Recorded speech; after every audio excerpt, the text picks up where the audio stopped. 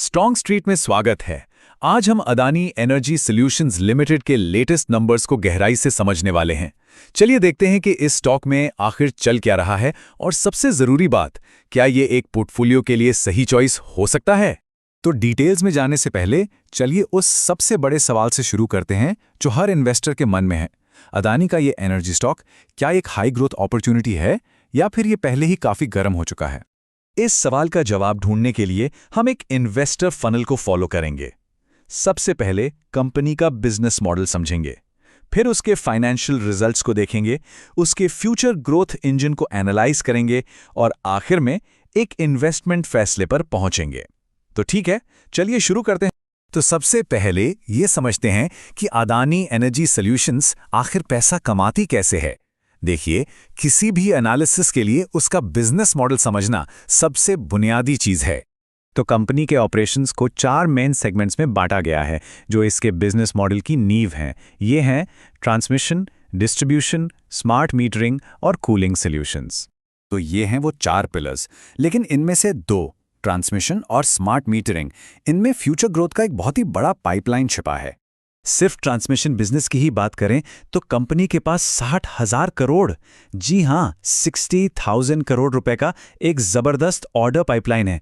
ये वो प्रोजेक्ट्स हैं जो अभी बन रहे हैं और ये भविष्य में एक बहुत मजबूत रेवेन्यू स्ट्रीम की तरफ इशारा करता है। और अगर स्मार्ट मीटरिंग बिजनेस को देखें तो यहां कंपनी ने लगभग 2.5 करोड़ मतलब 2.5 करोड़ मीटर्स के ऑर्डर हासिल कर लिए हैं।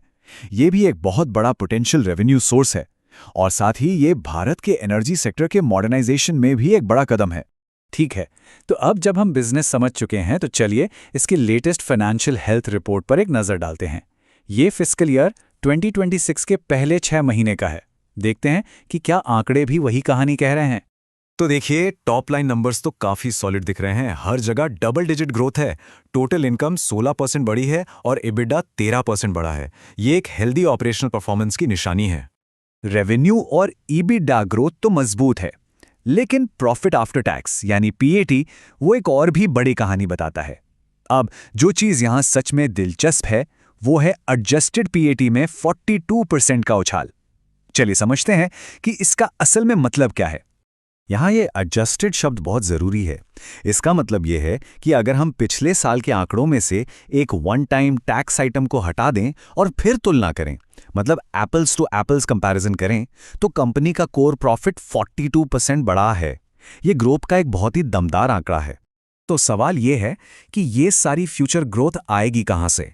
चलिए आगे बढ़ते हैं और देखते हैं कि अडानी एनर्जी सॉल्यूशंस अपने विस्तार के लिए कहाँ इन्वेस्ट कर रही है।